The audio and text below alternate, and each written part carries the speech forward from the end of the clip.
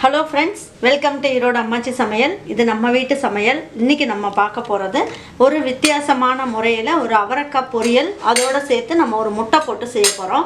இது எப்படி செய்யலாம்னு பாப்போம் வாங்க. நம்மளோட சேனலை சப்ஸ்கிரைப் பண்ணாதவங்க சப்ஸ்கிரைப் பண்ணிக்கங்க. சமையல் குறிப்புகள்லாம் உடனே உங்களுக்கு வேணும்னு நினைச்சீங்கன்னா பக்கத்துல இருக்க பெல் பட்டனை அழுத்தி வச்சுக்கோங்க. அப்படியே Facebook, Instagram, ஷேர் சாட்டை ஃபாலோ பண்ண மறந்துடாதீங்க. ஒரு 2 ஸ்பூன் அளவுக்கு எண்ணெய் ஊத்திக்குவோம். 1/2 ஸ்பூன் அளவுக்கு கடுகு, 2 பிஞ்ச் அளவுக்கு ஜீரகம் போட்டுக்கலாம். இதுலயே 1 ஸ்பூன் அளவுக்கு உளுந்தம்பருப்பு போட்டுக்கலாம்.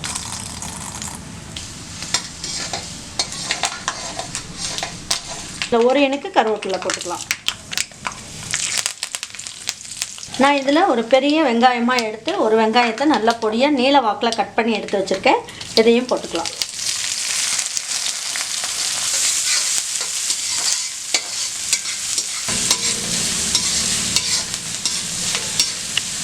இந்த பொரியலுக்கு தேவையான அளவுக்கு உப்பு போட்டுக்கலாம்.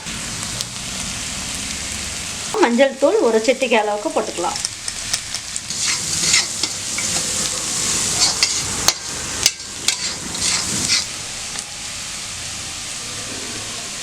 இப்போ நான் என்ன பண்ணியிருக்கேன், ஒரு 300 கிராம் அளவுக்கு அவரைக்காய் எடுத்து வச்சுருக்கேன். இதை நல்லா பொடியாக கட் பண்ணியிருக்கேன். இதையும் போட்டுக்கலாம்.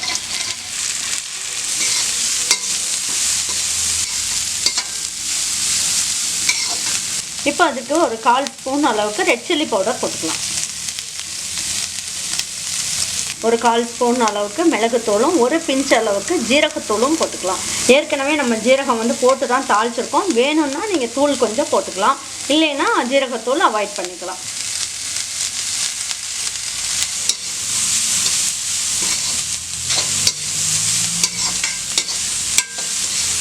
கொஞ்சமாக தண்ணியை இப்படி தெளித்து விட்டால் போதும். லேசாக வேகிறதுக்காக 1 ஸ்பூன் அளவுக்கு தண்ணி தெளிச்சுங்க. பாருங்கள், நல்லா வதக்கி விட்டுருங்க. வதக்கி விட்டுட்டு ஸ்லோ ஃப்ளேமில் வச்சு 1 நிமிஷம் அளவுக்கு மூடி வச்சிடலாம். இந்த மஞ்சள் கருவை எடுத்துடலாம்.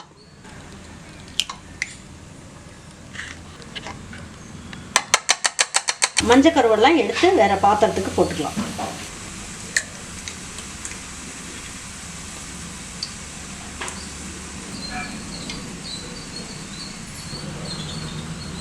மஞ்சள் கருவை நீங்கள் என்ன பண்ணலாம், ஒரு முட்டை மட்டும் போட்டு பிள்ளைங்களுக்கெல்லாம் ஒரு ஆம்லேட் மாதிரி போட்டு கொடுத்துக்கலாம்.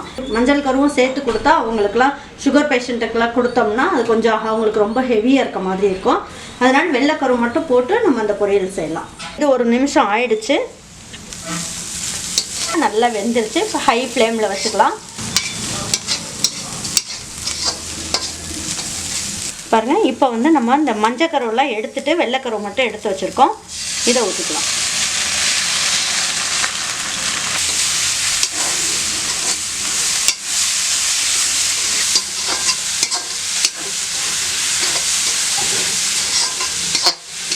ஒரு 2 ஸ்பூன் அளவுக்கு தேங்காய் துருவல் எடுத்துக்கலாம்.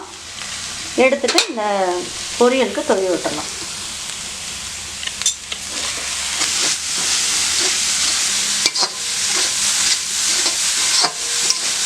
பாருங்கள், சூப்பரான அவரைக்காய் முட்டை பொரியல் நல்லா ஜம்முன்னு ரெடி ஆகிடுச்சு. பாருங்கள், இந்த மாதிரி பொடியாக மல்லி இலையை கட் பண்ணி எடுத்து வச்சுக்கலாம். இதில் அப்படியே தூவி விட்டு ஒரு பரட்டி எடுத்துடலாம். முட்டையோட வெள்ளைக்கருவை போட்டு செய்யும் போது அந்த ஒரு கவுச்சி வாசம்லாம் இல்லாமல் ரொம்ப நல்ல சூப்பரான டேஸ்ட்டில் சூப்பராக இருக்கும். இப்போ இதை எடுத்து வச்சு பரிமாறிடலாம்.